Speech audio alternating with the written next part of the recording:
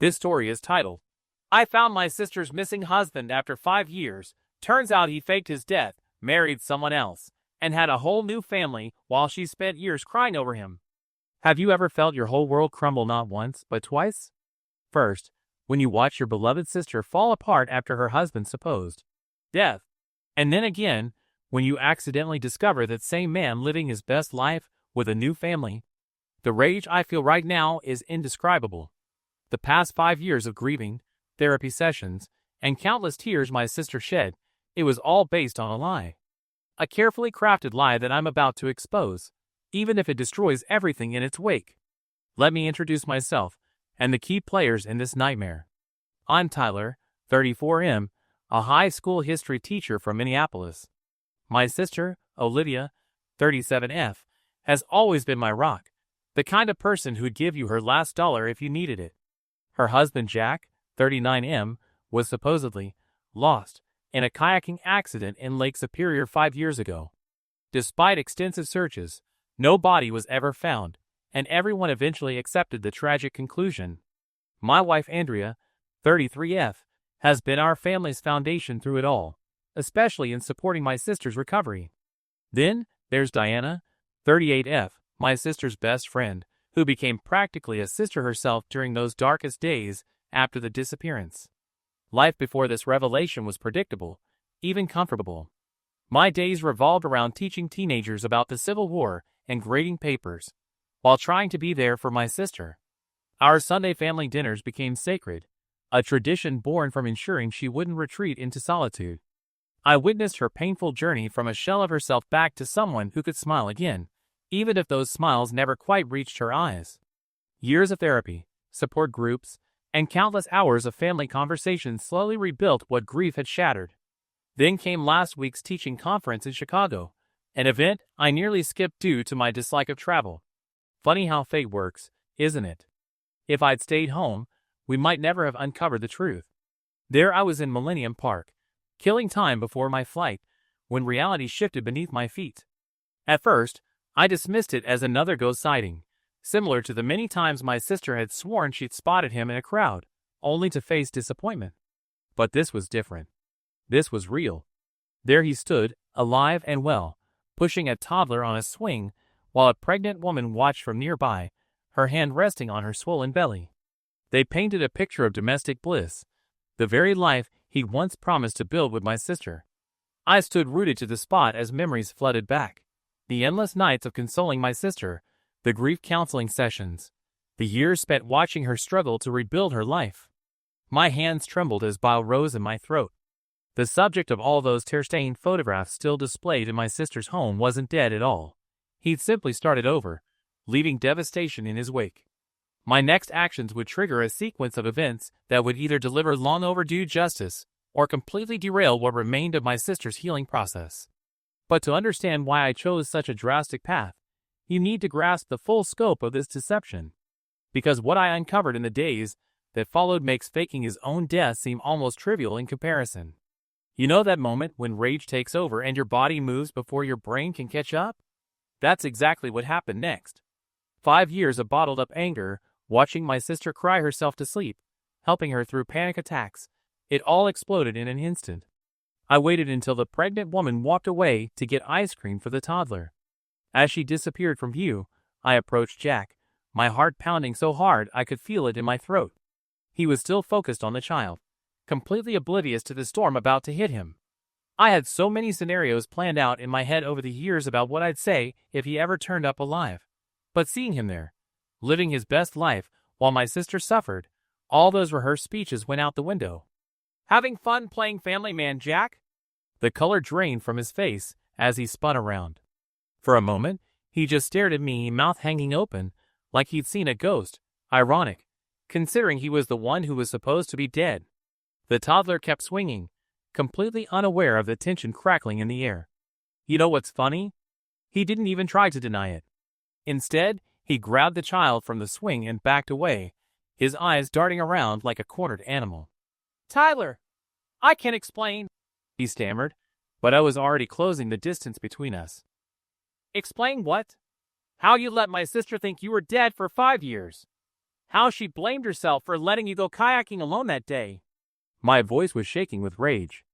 Do you have any idea what you did to her? He clutched his son closer, using him as a shield. Coward. You don't understand, he hissed. Oh, Lydia, she was suffocating me. Always checking my phone, questioning every late night at work, tracking my location. I had to get out. Can you believe this guy? 5 years of letting everyone think he was dead, and he tries to paint my sister as the crazy one? I'll admit, I lost it then. I grabbed his shirt collar, not even caring that we were in a public park. Suffocating you? She loved you. She trusted you. She defended you when people suggested you might have planned your disappearance. That's when his pregnant wife returned, ice cream cone in hand. She froze, taking in the scene before her. Jack? What's going on? Who is this? This is nothing, honey, he said, prying my hands off his shirt. Just someone who has me confused with someone else. We need to go. But the look in his eyes told me he knew the game was up. As he backed away with his new family, he spat words that made my blood boil. Tell Olivia she's exactly why I left. She's crazy, and I'm never coming back. I have a real family now. He practically ran away, leaving me standing there, fists clenched, while curious onlookers pretended not to stare. I watched him disappear into the crowd, my mind already racing with what to do next. He thought he could just walk away again? Call my sister crazy and vanish back into his perfect new life? Oh no. Not this time. This time, he picked the wrong family to mess with. What happened next would make him regret ever setting foot in that park, but first, I needed to make a few calls. Because sometimes, the best revenge isn't served hot or cold, it's served systematically. They say revenge is a dish best served cold, but I had something better in mind. Sometimes, the best revenge is just letting the truth explode and watching the fallout. And oh boy, did it explode. After the confrontation in the park, I did something that would change everything. I followed Jack's new wife. It wasn't hard. They'd only gone as far as the nearby parking lot. I watched them argue beside their minivan, her gesturing wildly while he kept trying to calm her down. When Jack went to strap the toddler into a car seat, I took my chance. Walking up to her, I pulled out my phone and showed her the photos from my sister's house. Their wedding photos, holiday pictures, the newspaper clipping about his tragic accident. Her face went through every emotion imaginable as she swiped through them. Jack's new wife, who I learned was named Rebecca, 36F, didn't just get angry. She completely lost it. I've seen my share of emotional breakdowns teaching high school, but this was different. Rebecca started screaming right there in the parking lot, one hand protectively over her pregnant belly, while she hurled her wedding ring at Jack's face. God, what is it about this man that makes women go absolutely crazy? First my sister's years of emotional turmoil, and now this woman's total meltdown. The next few hours were pure chaos. Rebecca insisted on coming with me to meet Olivia, despite Jack's desperate attempts to stop her. She called her parents to pick up their son, then jumped into my rental car, tears streaming down her face as she told me about their 3 years of marriage. All while Jack stood there, helpless, watching his carefully constructed house of cards collapse. I called Andrea to warn her what was coming. My wife, always the voice of reason, suggested maybe we should wait, approach this more carefully. But Rebecca was already dialing Olivia's number on my phone, and honestly, I wanted to watch it all burn. The scene at my sister's house was intense. When we pulled up, Olivia was already on her front porch, pacing like a caged animal. The moment Rebecca stepped out of the car, very visibly pregnant, my sister let out this laugh that made the hair on the back of my neck stand up. It wasn't a happy laugh. It was the kind of sound that makes you want to take a step back. So this is what death looks like. Olivia's voice was eerily calm. A new wife, a kid, and another on the way? Really living your best afterlife, aren't you, Jack? Rebecca, still crying, tried to approach her. I swear I had no idea. He told me his ex-wife was unstable and had restraining orders against her. That's why we could never go back to Minneapolis. Wait, what? Restraining orders? My sister had never filed any restraining orders. Jack hadn't just faked his death. He created an entire false narrative about my sister being some kind of unstable stalker. The pieces were starting to come together, and they painted an ugly picture. Watching these two women, both victims of Jack's elaborate lies, I couldn't help but notice how differently they handled their pain. Rebecca was all tears and desperate explanations, while Olivia, there was something dangerous in her eyes. The kind of look that made me wonder if maybe I should have listened to Andrea about taking this slower. "He made me think I was crazy," Olivia whispered, more to herself than to us. "All those times I thought I saw him in crowds, when I'd wake up feeling like he was still alive, he made me think I was losing my mind." I stood there, watching my sister transform from the healing widow into something else entirely. The way her hands kept clenching and unclenching, how her eyes seemed to look through us rather than at us. It was like watching a pot about to boil over. And that's when I realized maybe Jack wasn't entirely wrong about my sister being dangerous. Not because she was naturally unstable, but because he had made her this way. 5 years of gaslighting, of forced grief, of questioning her own sanity. He had created exactly what he claimed she was. Rebecca must have sensed it too, because she took a step back toward my car. I think maybe we should all take some time to process this," she stammered. But Olivia wasn't listening anymore. She was already pulling out her phone, scrolling through her contacts with trembling fingers. "Oh, I'm going to process this all right. I'm going to process this so hard he'll wish he really had died in that lake." I should have stopped her right then. Should have grabbed her phone. Should have tried to calm her down. But part of me, the part that had watched her suffer for 5 years, wanted to see what she would do. Besides, how much damage could one grieving woman really cause? I was about to find out exactly how much. Ever watched someone's last shred of faith in the system crumble? That's exactly what happened when my sister called the police, thinking they'd finally help her get justice. Spoiler alert, they didn't. Olivia put the phone on speaker so Rebecca and I could hear. The dispatcher's response? A chuckle. An actual chuckle, like my sister's 5 years of trauma was some kind of joke. "Ma'am, you're saying your dead husband isn't actually dead? And now he has a new family?" Another laugh. "Have you considered that maybe you're still grieving?" I watched my sister's knuckles turn white as she gripped the phone. "I'm looking at his new pregnant wife right now," she said through gritted teeth. "My brother found him in Chicago. He faked his death. Without a body, he was never legally declared dead." The dispatcher explained with that patronizing tone that makes you want to scream. "So technically he just left.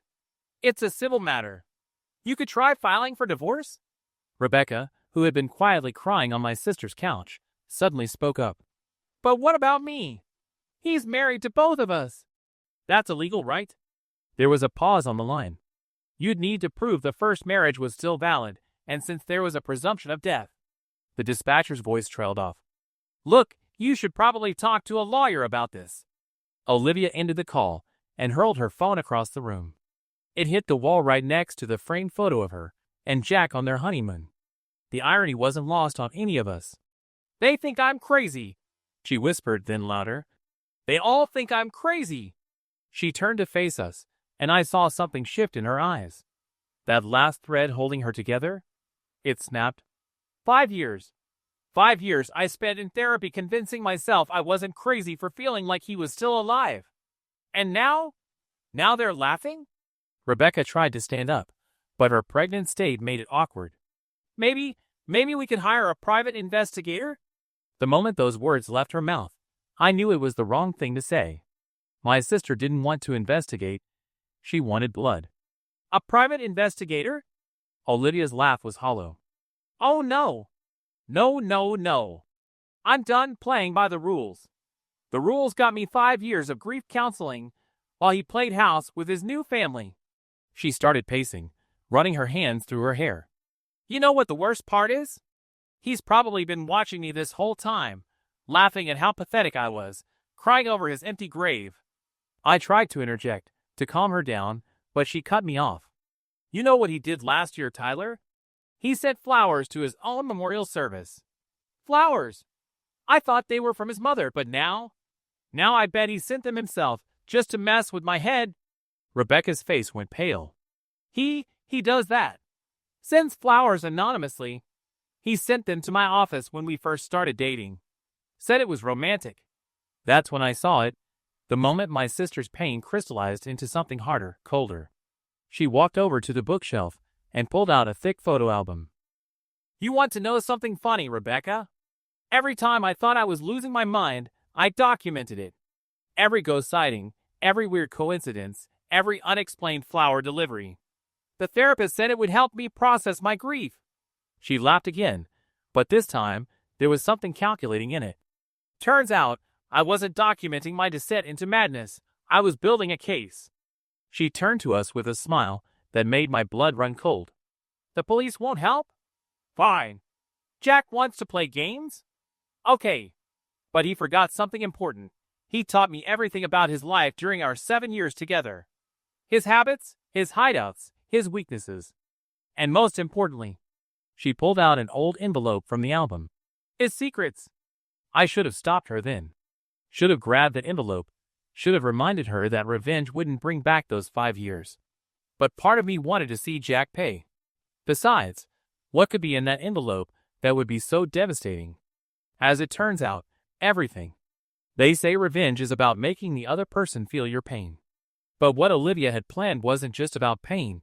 It was about making Jack face every lie, every moment of suffering he'd caused, in front of everyone he deceived. The envelope contained something none of us expected, an invitation to Jack's parents' 40th wedding anniversary celebration, sent to his old address just a month ago. His parents were still alive, still in Minneapolis, and had no idea their son was living a double life in Chicago. The invitation had been forwarded by the old neighbors who never moved.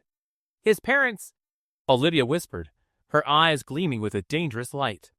The perfect, devoted son who visits them every Christmas, sends gifts to his nieces and nephews, calls his mom every Sunday. They have no idea their precious boy let his wife suffer for 5 years while he built a new family. Rebecca sat up straighter. Wait, he told me his parents died in a car accident 2 years ago. That's why we never visited family. Her voice cracked as another of Jack's lies unraveled. My sister's laugh was chilling. Oh, this is perfect. Just perfect. She turned to Rebecca. Want to help me destroy your husband's entire world? The plan was simple but devastating. The anniversary party was in 2 weeks. Jack's parents had rented out the same restaurant where they'd held Jack and Olivia's wedding reception. All the family would be there. Aunts, uncles, cousins, old family friends. Everyone who'd mourned Jack's death would be in one room. Olivia spent the next 2 weeks preparing. She gathered every piece of evidence. Photos of Jack with Rebecca, their marriage certificate, pictures of their son, the newspaper clippings about his death, and even recordings of the voicemails he'd left on his parents' phone over the years. His mother had shared them with Olivia during their grief. The night of the party arrived. Jack's parents had no idea their former daughter-in-law would be there. They'd invited her out of kindness, remembering how close she'd been to the family. When Olivia walked in, they hugged her warmly, telling her how brave she was to come, how proud they were of her strength. Then Jack walked in, exactly as Olivia predicted. He always showed up fashionably late to family events. The room fell silent. His mother dropped her glass of champagne. His father stumbled backward into a chair. But Olivia didn't move. She just stood there, smiling, as Jack's face drained of color. Surprise, she said, her voice carrying across the silent room. Look, everyone, it's a miracle. The dead has risen. What followed was pure chaos. Jack tried to run, but his cousins blocked the door. He tried to explain, to claim Olivia was crazy, but then she started playing the voicemails on the restaurant's speaker system. His weekly calls to his mom, all timestamped during the years he was supposedly dead. I spent 5 years in therapy, Olivia announced to the stunned crowd. 5 years convincing myself I wasn't crazy for feeling you were still alive. Want to know the best part, Jack? Every time I thought I saw you, every time I felt you were watching me suffer, I wrote it down. Every single time. She pulled out her therapy journal and began reading dates, locations, all matching perfectly with Jack's visits to his family. He'd been playing both sides, watching her grief while maintaining his relationship with his parents. The ultimate cruel game. His mother was sobbing. His father couldn't even look at him. And Jack? He stood there, trapped, as years of lies collapsed around him. Your son isn't dead. Olivia addressed his parents, her voice steady. he's very much alive, living in Chicago with his new wife and child. He just decided I wasn't good enough anymore. So instead of divorcing me like a decent human being, he let me think he was dead. Let me blame myself for his death. Let me fall apart while he built a new life. The looks on everyone's faces, the horror, the disgust, the heartbreak, it was everything Olivia had wanted. But watching my sister in that moment, I realized revenge doesn't heal you. It just changes you into someone else. And we were about to find out exactly who Olivia had become. You know what's worse than watching someone break? Watching them convince themselves they're finally whole again, only to shatter even more completely. After the explosion at the anniversary party, something changed in Olivia.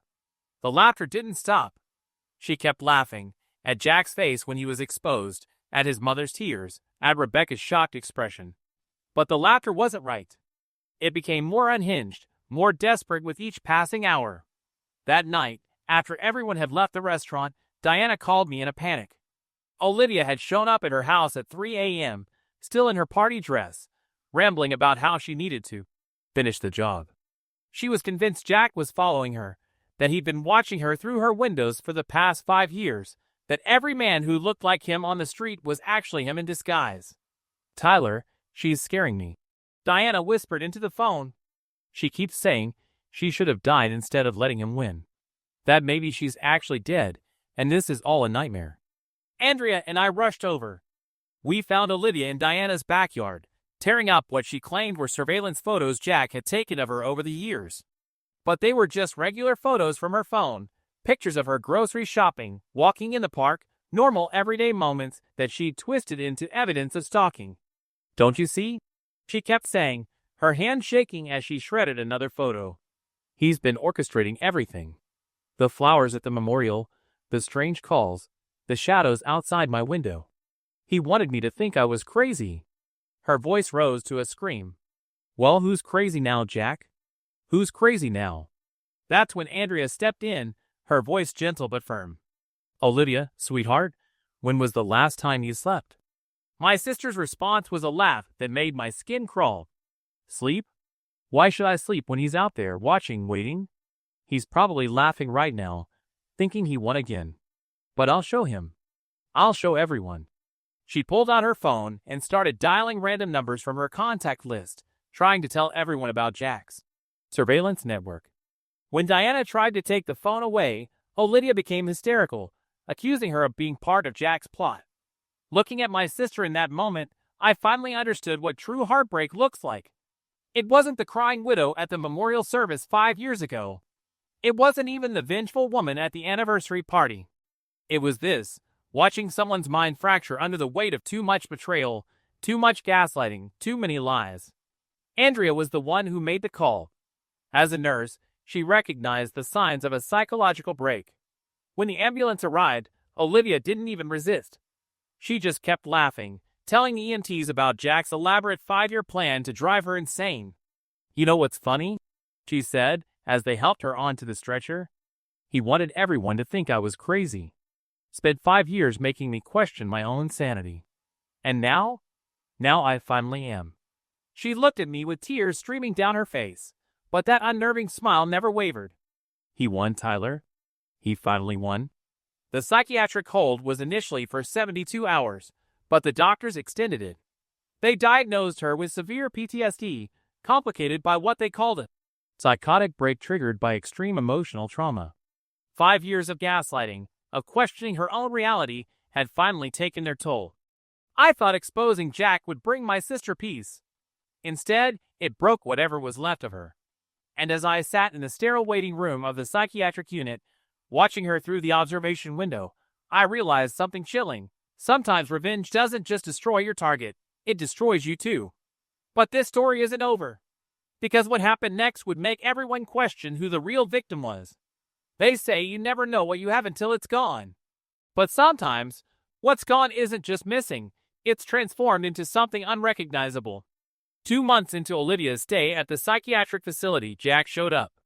His hair was messy, his clothes wrinkled, a far cry from the put-together family man I'd seen in the park.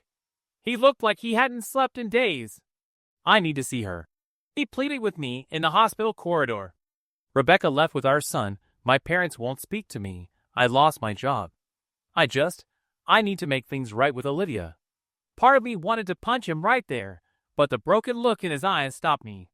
He'd lost everything, just like he made Olivia lose everything 5 years ago. Poetic justice, I suppose. The nurse led us to the observation room. Through the window, we could see Olivia sitting in the common area, methodically arranging and rearranging a stack of blank papers. She'd been doing this for hours each day, claiming she was organizing the evidence. Jack pressed his hand against the glass. "Oh God, what have I done?" His voice cracked. "That's not my Olivia. That's not the woman I married." When we entered the room, Olivia didn't look up.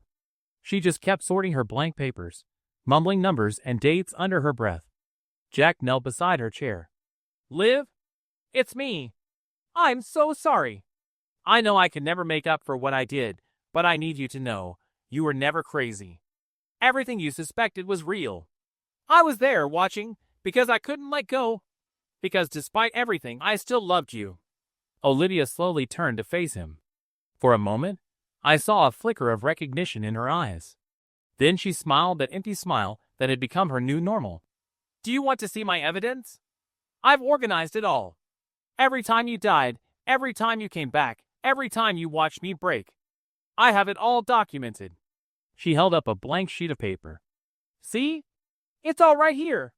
Jack recoiled as if he'd been slapped. "Liv, those papers are blank." "No, no, no." She shook her head, suddenly agitated. "The evidence is invisible because you made it invisible. You made everything invisible. Made yourself invisible. Made me invisible." She laughed that chilling laugh again. "But I can see it all now. I can see everything." He tried to take her hand, but she yanked it away. "Don't touch my evidence. You'll make it disappear like you disappeared." Her voice rose to a shriek, causing a nurse to hurry over. "I think you should leave," the nurse said firmly, already reaching for the anti-anxiety medication they kept ready for Olivia's episodes. As they led Jack out, Olivia called after him, her voice suddenly clear and cold. "You wanted me to be crazy, Jack. Congratulations. You finally got your wish." Standing there, watching my sister return to sorting her blank papers, while the man who destroyed her life was escorted out, I realized something profound. You can't fix a broken mirror by saying sorry to its reflection. Some things, once shattered, can never be put back together the same way. Jack paused at the door, looking back one last time at the woman he'd broken. "I really did love her, you know," he whispered. I watched him walk away, shoulders slumped, defeated. He'd come looking for forgiveness, for a chance to make amends. Instead, he found the consequences of his actions written in blank papers and invisible evidence, in broken smiles and shattered minds.